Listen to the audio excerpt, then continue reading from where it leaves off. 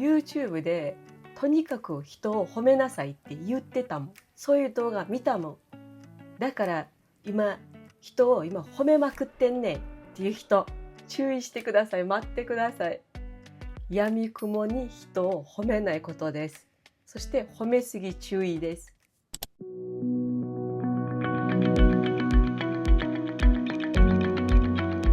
はい、皆さんこんにちは。立花さゆりです。今日は褒めすぎ注意っていうことでお話ししていきます。しばらく人を褒めましょう。そして褒められた時の返し方など、褒めシリーズをお届けしております。そして最近私自身がめっちゃ褒められるようになりました最近友達と遊んでて、でその友達がトイレから帰ってきたと思ったら、急に思い出したかのように、最近より一層綺麗になったねとか言われて動画見てくれたんやねみたいなそしてついこの間ですね、インスタにごく普通の写真を載せたんですよ。そしたらアメリカの人から英語でめっちゃ褒められました。でいくつか写真にコメント入れてくれてたんですけど、1個もう見て思わず吹きそうになったコメントがこちらです。 How can one smile contain so much beauty and peace at the same time? Your smile should be displayed in a museum ってあるんですよ。これを日本語にしたら、あなたの笑顔は美しさと安らぎを同時に持ってる。その笑顔は博物館に展示されるべきだって書いてるんですよ。いやー、ここまで言われたらもう逆に違和感しかないですよね。ここまで言われたら、なんかの詐欺？何が欲しいん？ってなりますよね。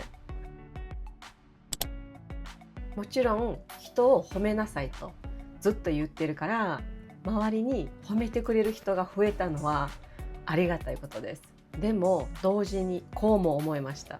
これはさすがに褒めすぎだなと。だから今日はあんなに人を褒めなさいと言うてた私ですが、今度は人を褒めるなではなくて、人を褒めすぎるなっていうことでお話ししていきます。人を褒めるということはとても大事です。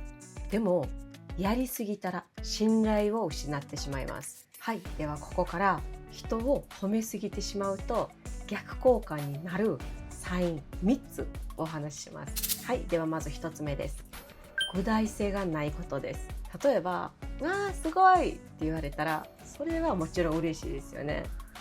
でも毎回これやったら本当に思ってるんかなって思ってしまいません？でも褒め上手な人って具体性があるんですよ。例えば今日のお洋服は素敵ですねと、さっきのプレゼン説明が分かりやすかったよとか。はい、では2つ目です。頻度が多すぎることです。例えばさ、会うたんびにすごいですねとか素敵ですねとかさすがですねとかね、最初はこれは嬉しいんですよ。でも言われ続けたら、あ、また言ってるわって思ってしまいません？はい、なので褒めの頻度が多すぎたらもう軽い言葉にしか聞こえなくなります。はい、褒めも量よりも質っていうことですね。はい、そして3つ目です。目的が見えてしまう褒めすぎ方です。例えば何かお願い事がある時だけめっちゃ褒めてくる人いますよね。そういう時ってすぐ分かりません？何か頼みたいんやなって。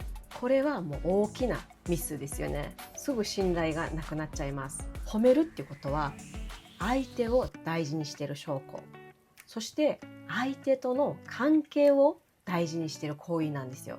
なのに自分の目的のために褒めることはダメですよね。